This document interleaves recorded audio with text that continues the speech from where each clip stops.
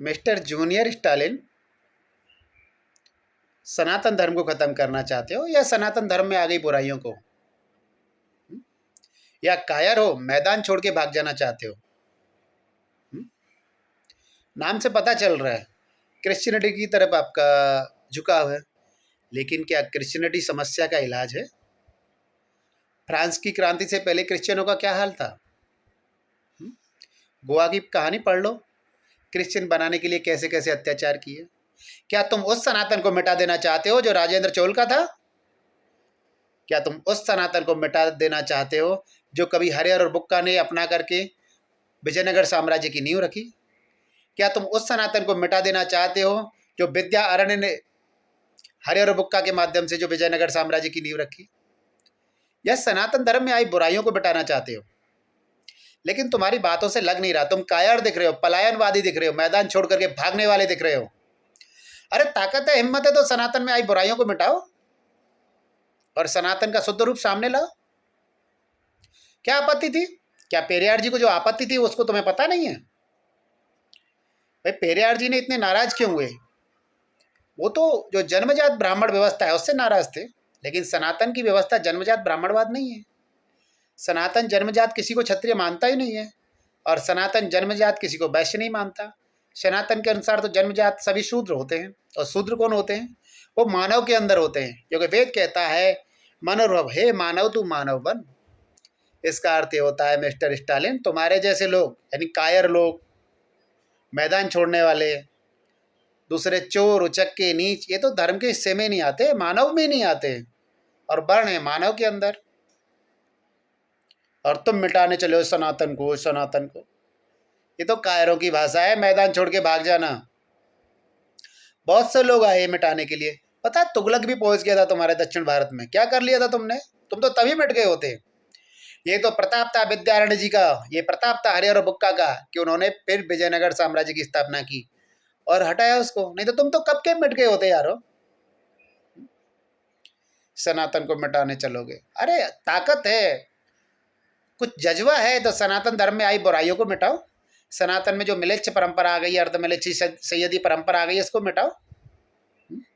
जो जन्म के आधार पर जो अर्ध मलेच्छ है, अर्ध सनातनी है, जो खुद को जन्म के आधार पर वर्णी बोलते हैं, जन्म के आधार पर क्षत्रिय बोलते हैं, जन्म के आधार पर ब्राह्मण बोलते हैं, जन्म के आधार पर वैश्य बोलते हैं, इस जो बुरी परंपरा है जो दूसरे धर्मों से आई, इसको बोलो मिटाओ। छुआछूत जो बौद्धों के तंत्रवाद से आई है उसको मिटाओ। पर इसका तुम्हें साहस नहीं है, तुमको तो आसानी से सजी हुई थाली चाहिए ना। मेहनत कौन करना चाहता है मिस्टर जूनियर स्टालिन? तुम्हारा ख्वाब ख्वाब ही रहेगा, क्योंकि हजारों सालों से कोशिश हो रही है सनातन को मिटाने की, आज तक तो मिटा नहीं। हाँ वो अलग बात है, लोग सनातन के मूल ज्ञान को काफ़ी हद तक कम करने में सफल रहे। सनातन धर्म में छुआछूत जैसी दूसरे धर्मों की बुराइयां डाल दी गई। डायन प्रथा जो कभी अंग्रेजों की थी, यूरोप की थी, वो आज सनातन धर्म में आ गई, यहाँ तक कि आदिवासियों में फैल गई, और तुम उसके लिए दोष देखो सनातन को। जाति व्यवस्था जो कभी पुर्तगालियों की थी, वो इस्लाम से होकर के यानी अरबों से होकर के इस्लाम काल और उससे कुछ पहले भारत में आ गई, तुम दोष देखो इसके लिए सनातन को। छुआछूत था जो बौद्धों का तंत्रवाद था, छुआछूत नरवली थी, बौद्धों के तंत्रवाद से थी, वो सनातन में आई, दोष सनातन को दोगे? अरे भाई सनातन को फैलाया किसने? दक्षिण भारत के ब्राह्मणों ने। आदि शंकराचार्य कौन थे? क्या उत्तर भारत के थे? सनातन तो तभी समाप्त हो गया था। सनातन को तुमने फैलाया, तुमने, और आज तुम उसे समाप्त करने की बात कर रहे हो। अरे कायरों मत बनो, सनातन की आई बुराइयों को दूर करने का प्रयास करो। पता है क्यों हुआ था ऐसा? पेरियार जी एक बार काशी गए मिस्टर जूनियर स्टालिन, और काशी में हो रहा था भंडारा।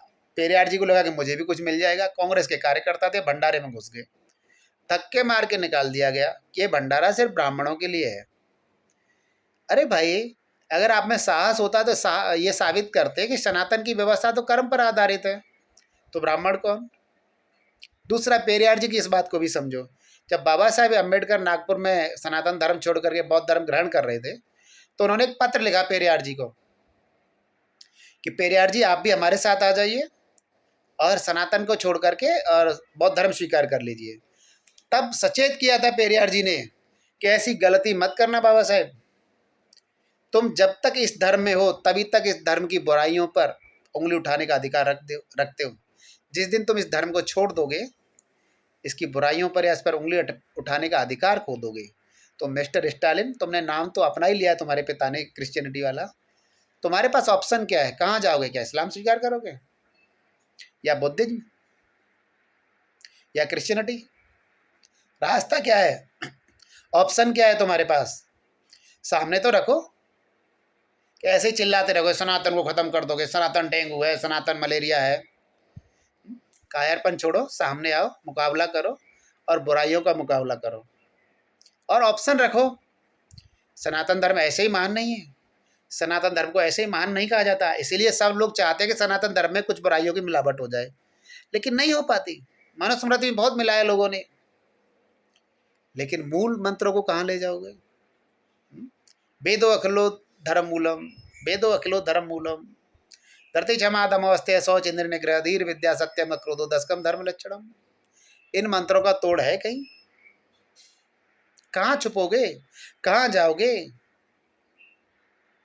तो ठीक है भाइयों और मिस्टर जूनियर स्टालिन, थोड़ा अकल से काम करो, न तो तुम्हारी क्षमता सनातन को मिटाने की है। तुम भगोड़े हो, भगोड़े, मैदान छोड़ के भागने वाले। न सनातन धर्म में सुधार करने की तुम्हारी क्षमता है, और ना ही जिस थ्योरी को, जिस धर्म को तुम मान रहे हो, उसको सामने रखने की तुम्हारी ताकत है। क्योंकि थोड़ी देर में धज्जियां उड़ जाएंगी, चूर चूर हो जाएगा तुम्हारी विचारधारा का सपना।